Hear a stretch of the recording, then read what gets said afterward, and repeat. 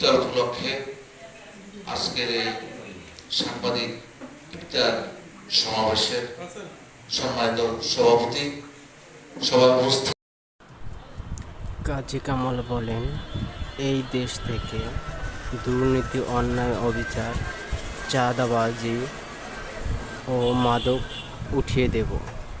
অন্যায় হলে আমার বিরুদ্ধেও কলম চালাবেন, এ বলে সে আরও অনেক মন্তব্য করেন।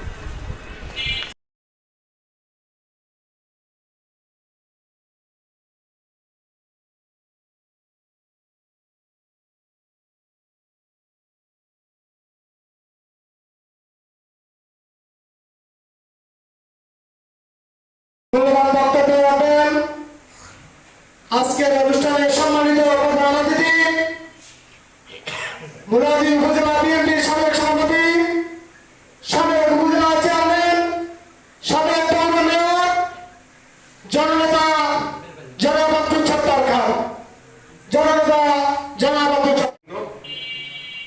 উপস্থিত বিভিন্ন পর্যায়ের সাংবাদিক ভাইয়েরা, প্রেস ক্লাবের সম্মানিত সেক্রেটারি যেন পরিষদে রেজুলেশন করে আমি এবং আমার টিউনো তখন এই জায়গা দিয়েছি প্রেস ক্লাবের নামে, কিন্তু পরিতাপের বিষয় আমরা এই 17টি বছর এই অফিসে একদিন আসতে পারি না।